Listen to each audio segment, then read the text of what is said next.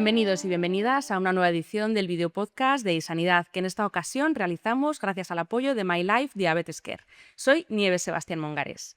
A la hora de utilizar el sistema MyLoop en niños y adolescentes con diabetes tipo 1, es necesario tener en cuenta que la comunicación entre los componentes del sistema CAMAPS FX, es decir, entre la app, el sensor y la bomba de insulina, se realiza por Bluetooth, por lo que es esencial una conexión estable para que se dé un funcionamiento correcto del algoritmo. Pero además de esto, hay una serie de recomendaciones a tener en cuenta, tanto para asegurar la conectividad como para saber cómo actuar en caso de que se produzca algún inconveniente, como se recoge en la guía elaborada para su uso. En este caso, para aclarar las recomendaciones al respecto, contamos con la doctora Patricia N. Romero, especialista en el Servicio de Endocrinología Pediátrica en el Hospital Infantil Universitario Niño Jesús de Madrid y una de las autoras de la guía. Bienvenida. Muchas gracias, Nieves. Primeramente, para poner en perspectiva qué aportan estos sistemas de asa cerrada y qué consideraciones hay que tener respecto a su uso. Mm, Pues los sistemas de infusión automatizada de insulina, los sistemas de esa cerrada, pues han revolucionado el tratamiento de la diabetes tipo 1 porque han conseguido por primera vez en muchos años mejorar el control glucémico, aumentar el tiempo en rango, reducir la hipoglucemia, reducir la variabilidad, pero a la vez que mejoran la calidad de vida, porque hasta que han aparecido estos sistemas, siempre se podía tratar de mejorar un poquito más el control glucémico, pero siempre a costa de más intervención por parte del paciente, más pinchazos, más cálculos, más ajustes. Entonces, la automatización que traen estos sistemas es lo que lo ha cambiado todo. Primero porque consiguen unos resultados maravillosos, sobre todo por las noches, que eso es muy difícil de ver, sobre todo en niños pequeños. Y por otro lado, por esta cuestión de la calidad de vida, que aunar las dos cosas yo creo que es lo que marca la diferencia totalmente respecto al tratamiento convencional, que serían las múltiples dosis. Y dentro de la guía hay un capítulo, un apartado que habla de la conectividad. ¿Qué consideraciones respecto a esta conectividad deben tener en cuenta pacientes y familiares para garantizar un correcto funcionamiento del sistema MyLoop con todos los elementos que, como decías, forman parte del mismo? Sí, claro, esto es un aspecto clave porque los resultados en control glucémico van paralelos al tiempo que el sistema se mantiene funcionando en modo automático. Y para que el sistema funcione en modo automático, pues la conectividad entre los componentes es fundamental, es como el primer paso. Entonces, aquí hay como varios aspectos que hay que tener en cuenta. Uno es que el móvil, porque en este caso, en este sistema, la aplicación, el algoritmo, está alojado en una aplicación que funciona dentro del teléfono móvil. Entonces, una de las cuestiones básicas fundamentales es que el móvil sea compatible totalmente con la aplicación. Y en ese sentido también, pues las actualizaciones del móvil, todo eso tiene que ir muy de la mano de la actualización de la aplicación. Por eso, una de las recomendaciones es no dejar las actualizaciones del sistema puestas automáticamente, porque si no, podría haber una discordancia en ese tema. Otro aspecto fundamental tiene que ver con la conexión del Bluetooth. Al final, el algoritmo y la bomba de insulina se comunican por Bluetooth, con lo cual va a ser fundamental tener el Bluetooth activado, la aplicación funcionando siempre en segundo plano. Si es posible, otros dispositivos Bluetooth, quitarlos, no tenerlos funcionando a la vez, porque nos puede dar cierta Mm. interferencia. Otro aspecto fundamental es conectar el sistema a Internet, al menos una vez al mes, más o menos. Y por otro lado, también por la noche aumenta mucho que haya buenos resultados de conectividad tener la aplicación, o sea, el móvil y la bomba más o menos a la misma altura. Y con estas recomendaciones así generales, pues la verdad es que el sistema se mantiene más del 95% del tiempo en automático. De hecho, si eso no es así, si el tiempo está por debajo del 90%, hay que revisar todo esto porque podemos ganar una mejoría importante en control glucémico si conseguimos ya solo este detalle de hacer que el sistema se mantenga en automático. Y más allá de esta parte más técnica, ¿qué educación se da en la consulta para aquellos pacientes y familiares que llegan y ya sea que estén usando otro sistema o Sí, empiecen a usarlo por primera vez? ¿Qué consideraciones o sí. consejos se les trasladan que tengan que tener en cuenta? Mm, Pues hacemos un programa de formación, en nuestro hospital en concreto hacemos un programa que hacemos 3 sesiones previas antes de iniciar el sistema. Y yo creo que invertir un poquito de tiempo en esa formación previa y en ese seguimiento inicial es una de las claves para tener los mejores resultados posibles en general. Entonces, en esas sesiones lo que hacemos una sesión un poquito más general que explicamos cómo funciona el sistema, cómo calcula las dosis de insulina, cómo aplica determinadas funciones, qué peculiaridades tienen que tener en cuenta con el sensor, o sea, cómo funciona un sistema de infusión automatizada de insulina en general, que básicamente es que en función de las lecturas del sensor de glucosa, el algoritmo va a calcular las dosis de insulina que la bomba va a administrar cada 8 o 12 minutos. Esa es la base. Y aprovechamos esta sesión también para hablar del control de la glucemia postprandial y de ciertas cosas que se deben hacer en ese sentido, porque los sistemas que tenemos ahora mismo, que han avanzado muchísimo, son sistemas que llamamos sistemas híbridos de aja cerrada, porque todavía no son capaces de automatizar del todo los algoritmos actuales, los que van a venir dentro de poco sí, pero los actuales no, de automatizar la dosis de insulina necesaria para una ingesta, que es lo más complicado. Entonces, los pacientes lo que tienen que hacer es introducir la cantidad de hidratos de carbono y el sistema, en base a los parámetros que nosotros hemos programado, va a calcular el bolo y solo tienen que darle al botón para administrarlo. Con lo cual, aprovechar esta formación previa para repasar todo lo que tiene que ver con la glucemia postprandial nos viene muy bien. Y aunque lo va a calcular el sistema, entender cómo hace ese cálculo, que tiene en cuenta la ratio de hidratos de carbono e insulina, el factor de corrección, el objetivo, cómo maneja la insulina activa, que el paciente conozca todos esos detalles, la familia. Yo creo que es importante primero porque eh, cuando le pedimos al paciente que inicie un sistema, pues tiene que conocerlo y confiar en él. Y segundo, porque va a ser una base para que el paciente luego pueda tomar buenas decisiones, porque no siempre vamos a hacer exactamente lo que nos dice el sistema, porque a lo mejor pues el tipo de comida es un poquito diferente, porque va a hacer ejercicio. O sea, hay otros factores que la familia puede llegar a tener en cuenta, entonces conocer esto viene bien. O sea que hacemos una formación así un poquito más general del sistema y en concreto del cálculo de bolo.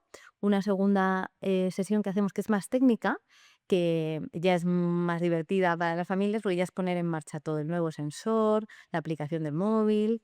Lo ponemos todo así en marcha y empiezan que es muy fácil realmente, pero bueno, conocer los menús de la bomba, donde programamos todo, cómo poner un modo u otro del sistema, todo lo que tiene que ver con eso y todo lo que tiene que ver con el cambio de catéter, que al final es un aspecto muy sencillo y muy técnico, pero es el que hay que cuidar porque generalmente cuando hay algún problema tiene que ver básicamente con eso. Entonces, incidimos mucho en qué aspectos hay que tener en cuenta o qué nos puede hacer sospechar que haya un fallo de sistema, ¿no? Que en este caso es pues, que hay una hiperglucemia mantenida, pues tenemos que pensar que es que a lo mejor o hay un problema con la propia insulina o hay una obstrucción al paso de la insulina y no está haciendo efecto, ¿no? Entonces ahí damos una serie de pautas para que se acuerden siempre de, en caso de hiperglucemia, medir los cuerpos cetónicos, si son positivos, poner insulina con pluma y cambiar el equipo de infusión. Que son 4 pasos muy sencillos, pero que hay que tenerlos muy en cuenta, porque cuando hacen eso, rápidamente, pues, cualquier cosa se soluciona, en cuestión de pocas horas. Pero si ese problema se arrastra, pues ya puede ser un poquito más complicado. Con lo cual, en eso también incidimos mucho en la formación. Y luego ya en una cuarta sesión, ya ponemos la bomba individualmente a cada familia y ahí hablamos un poquito más de los detalles, ya peculiaridades que pueda tener ese niño o ese adolescente, cómo se va a manejar los primeros días, qué hacer de cara al ejercicio físico, pues que no va a ser lo mismo si hace natación que si hace fútbol, todos esos detalles, ¿no? Y este sistema en concreto, pues aporta una serie de funcionalidades que pueden ser muy útiles, aparte de lo que automatiza el propio sistema, pues saber que tenemos un modo ISOF que nos puede ayudar para que el sistema nos administre menos insulina antes de una actividad física que sea típicamente hipoglucemiante, que no todo el ejercicio lo es, hay muchos tipos de ejercicio que producen más bien hiperglucemia, o el modo BUS, que en caso de que haya una enfermedad por ejemplo, una infección que curse con fiebre, que típicamente aumenta la resistencia a la insulina, pues nos puede ayudar a manejar mejor la glucemia en esas situaciones.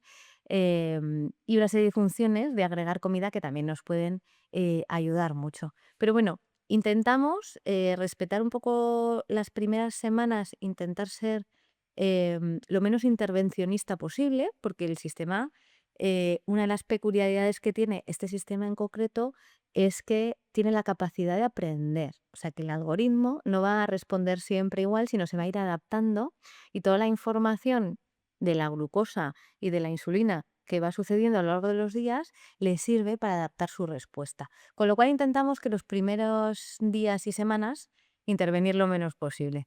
Y entonces la formación ya la vamos adaptando al paciente poquito a poco según van surgiendo las cosas. Y hablabas de estos modos Boost o ISOF, tienen varios usos para ir ajustando las características según se necesite, pero ¿cómo debe adaptarse este sistema ante la aparición de situaciones como pueden ser una hipoglucemia o una hiperglucemia? Mm. Pues mira, yo diría que lo primero es que el propio sistema en sí, su funcionamiento en modo automático sin hacer nada, ya va a prevenir la mayoría de las hiper y de las hipoglucemias, porque la base del sistema es que cada 5 minutos, cada 8 o 12 minutos, va a tomar una decisión de cuánta insulina poner. Y ese tipo de funcionamiento ya está adaptando las dosis de insulina de manera que muchas hipos y muchas hiper se van a evitar. Y en el caso de que se produzcan, también va a suponer una respuesta. Si la glucemia está bajando por debajo de determinado umbral, el sistema ya va a dejar de poner insulina prácticamente o va a poner muy poquita. Con lo cual, eso ya es una acción que por sí misma puede recuperar una hipoglucemia. Y en el caso de la hiper, lo mismo. Según va aumentando la glucosa del sensor, el sistema va a ir administrando más insulina, con lo cual, en la mayoría de las ocasiones, no hay que hacer nada particular. Si la glucemia baja por debajo de determinado umbral, sí que recomendamos tomar glucosa, una pequeña cantidad, en este caso mucho menos que con múltiples dosis, para no provocar una hiperreactividad después del sistema. Pero lo primero que diría es que en la mayoría de las cosas el propio sistema Es ajuste. va a resolver la situación y no tenemos que hacer nada adicional. Eh, pero es verdad que hay ciertas funciones que nos pueden ayudar mucho. Por ejemplo, en el caso de la hipoglucemia, a veces cuando se produce una hipoglucemia, la causa que ha producido esa primera hipoglucemia, pues se puede mantener en el tiempo. En el caso, por ejemplo, del ejercicio físico. Cuando se hace mucho ejercicio físico, ese efecto hipoglucemiante pues puede durar unas horas e incluso varios días, según el tipo de ejercicio que sea, su duración, su intensidad, una serie de cosas. Con lo cual, si estamos ante una hipoglucemia que se ha producido por una causa que sigue vigente en un momento dado, como el ejercicio, pues podemos decir, oye, si ponemos el modo ISOF en este momento, me puede ayudar a prevenir las siguientes hipoglucemias. Es una manera de decirle al sistema que no vas a reaccionar como reaccionas normalmente con ese mismo nivel de glucosa, sino que eres más sensible a la insulina en ese momento, con lo cual esta función lo que permite es que administre menos insulina, con lo cual previene futuras hipoglucemias. Y en el caso de la hiperglucemia, el modo BUS actuaría de forma similar en espejo, digamos, ¿no? Mm. El sistema, cuando activamos el modo BUS, va a administrar aproximadamente un 30-35% más de insulina que en condiciones normales, con lo cual es muy útil en una situación que yo sé que el paciente o yo mismo necesito más insulina porque hay más resistencia. Ujú. Pues si hay fiebre, en determinados momentos del ciclo menstrual que hay más resistencia a la insulina, pues también puede ser muy útil ponerlo. O sea que son dos funciones que adicionalmente nos permiten adaptarnos a situaciones que se pueden dar, que puedan aumentar más el riesgo de hipoglucemia o de hiperglucemia respecto a la situación basal normal. Y otra pregunta que te quería hacer era, a la hora de realizar el ajuste de bolos para las ingestas, ¿qué aspectos deben tenerse en cuenta en función de los grupos de edad con los que se esté trabajando? Ujú. Bueno, pues lo primero, digamos que serían un poco las cosas básicas, ¿no? Lo básico con estos sistemas sería ajustar muy bien la ratio, que al final va a ser el parámetro que va a utilizar el calculador de bolo para decidir la dosis de insulina que hace falta para una determinada cantidad de hidratos de carbono. Ajustarlo muy bien, adaptar los tiempos de espera también muy bien. A veces el problema simplemente es que los bolos no se administran con suficiente antelación, con lo Mm. cual esto es básico para evitar esos picos postprandiales. Un aspecto quizá un poquito diferencial es que, bueno, yo creo que es muy conveniente intentar que no haya picos postprandiales, es decir, ser un poco más estrictos a la hora de decidir qué umbral de glucemia postprandial nos es aceptable. Porque si controlamos muy bien la glucemia postprandial con el bolo, pues vamos a hacer que el sistema tenga que corregir menos y eso va a ayudar también a que haya menos variabilidad glucémica. Con lo cual, optimizar el tiempo de espera, programar muy bien la ratio como aspectos básicos, tener un objetivo de glucemia postprandial que personalmente creo que es muy útil trabajar con el tiempo en rango estrecho, es decir, valores entre 70 y 140 en lugar del tiempo en rango más clásico de 70 a 180. Y después, este sistema también yo creo que aporta una serie de funciones que pueden ser también útiles, sobre todo de cara a lo que decías de los grupos de edad. Ujú. Porque, aunque esto es lo básico al final, la ratio, la cantidad de hidratos de carbono, pero bueno, no siempre es fácil determinar la cantidad. A veces los entornos, por ejemplo, el colegio, en caso de los niños más pequeñitos, también hacen que no sean las situaciones pues, más fáciles para hacer las cosas estrictamente de una determinada manera. Entonces, yo creo que hay dos funciones aquí que nos pueden ayudar mucho. Una es la función de agregar comida tentempié, Ujú. que esto lo que hace es que en lugar de que el sistema vaya a administrar un bolo inmediatamente, como si lo hiciéramos manualmente, lo que va a hacer es que va a poner más insulina en el caso de que la glucemia suba y si no, no lo va a hacer. Es como darle un preaviso de que ha tomado una pequeña cantidad de hidratos de carbono. Y esto a veces funciona bien cuando los niños, por ejemplo, a la media mañana en el cole toman algo, pero además de tomar algo, que suele ser poca cosa, 10 gramos, 15 gramos de hidratos de Ujú. carbono, pero luego tienen el recreo. Y ahí es bastante difícil establecer si el niño va a hacer ejercicio, si no, si llueve y no salen al patio, una serie de cosas que es difícil. Entonces, Ujú. utilizar la función tentempié pues puede ser bastante útil. Mejor utilizar la función tentempié que no directamente no poner ningún bolo. Ese es un ejemplo, ¿no? Para adaptarnos a los niños pequeños. Otro ejemplo sería la comida de absorción lenta, que cuando se hacen comidas, que esto a lo mejor aplica más al adolescente, Ujú. pues comidas más ricas en grasa, proteína, pues la típica pizza, hamburguesa, cosas de esas bueno, que en general intentamos que la alimentación sea lo más saludable posible y que en el 90% podamos decir que sea una alimentación saludable y acorde un poquito a que tenga una carga glucémica baja, pero bueno, también entendemos que es importante flexibilizar y que haya opciones para todo tipo de comida. Con lo cual, ese tipo de comidas que pues los adolescentes pues, les suele gustar mucho, al final lo que produce es un retraso de la absorción de los hidratos de carbono que conlleva una hiperglucemia más tardía. La función comida de absorción lenta nos ayuda mucho en esto, porque sin tener que ser un experto en unidad grasa-proteína, en contar calorías, pues nos puede ayudar mucho a esa segunda curva de hiperglucemia, pues utilizarla. Entonces yo creo que las diferencias entre edades son más, depende de las situaciones, de los Ujú. gustos, las peculiaridades del paciente, pero bueno, la cuestión es que estos sistemas, aunque todavía no automatizan la comida, sí que nos permiten, por un lado, contrarrestar cierto error que se pueda cometer, porque el sistema va a poner más o menos insulina, entre comillas, basal después del bolo si hace falta, y por otro lado aportan una serie de funciones que nos dan más flexibilidad en un momento dado. Y una vez tanto los pacientes como familiares ya se habitúan al uso de este sistema, tienen en cuenta todas estas especificidades, ¿qué recomendaciones se les dan de cara a optimizar el tiempo en rango que pasan? Ujú.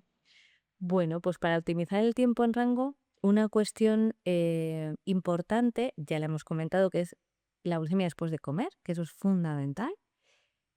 Otro aspecto es intentar que el sistema trabaje lo mejor posible. Por eso decimos que tenemos que trabajar con los objetivos de glucosa personal, que es el objetivo que va a determinar la actuación del algoritmo, o sea, la actuación del modo automático, que lo podemos poner por tramos.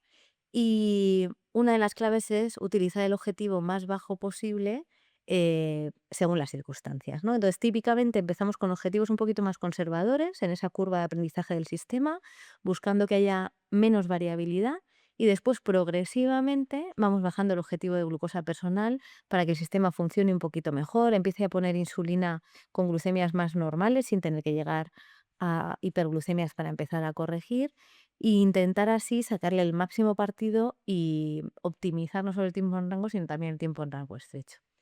Entonces, yo creo que Resumiendo un poco la optimización, tenemos por un lado la conectividad que le hemos comentado, la glucemia postprandial, que es fundamental, y después intentar sacarle el mayor partido al sistema utilizando la herramienta fundamental que es bajar el objetivo de glucosa personal.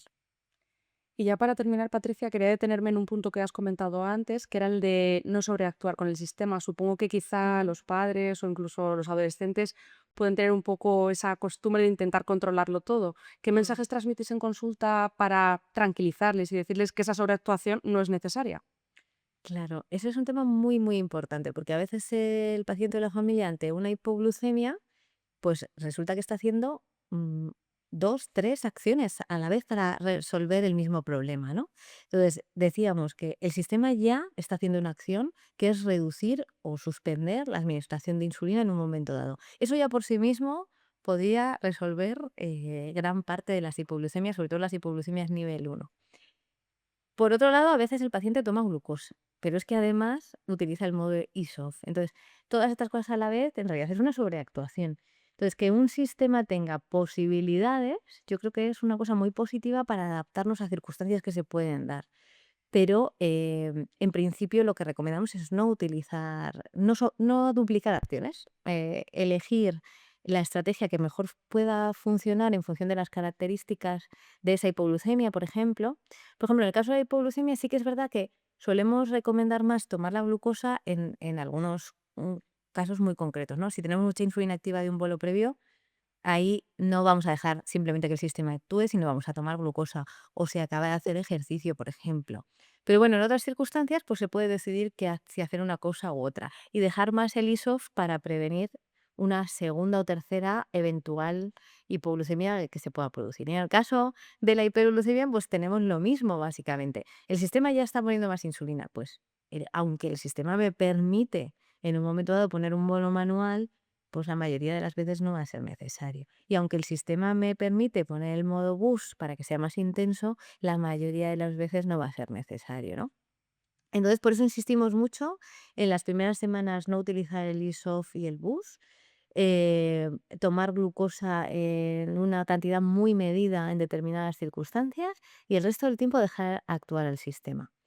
Porque aunque puede dar muchas ganas de sobreactuar, al final se obtiene mejor resultado actuando menos. Y una vez que el paciente entiende el sistema, se acostumbra y tiene confianza, eso va a aumentar tremendamente la calidad de vida. Porque al final quiere decir que el sistema por sí mismo va a resolver cada vez más situaciones, hay que tomar menos decisiones, actuar menos y eso es un cambio fundamental en diabetes tipo 1 que de otra manera pues hay que tomar alrededor de 80 decisiones al día. Entonces reducir ese tipo de carga yo creo que es fundamental, sobre todo cuando hablamos de pediatría. Mm. Supongo que ayudará a la curva de aprendizaje que también tiene el sistema. Efectivamente, según va pasando el tiempo, el sistema aprende, mejora, afina sus determinaciones y la familia también coge más confianza. Pues con ese mensaje nos quedamos. Doctora Patricia Enes, muchas gracias por participar en este espacio y a nuestros oyentes les emplazamos a escuchar y a ver próximas ediciones del videopodcast de Sanidad. Hasta pronto.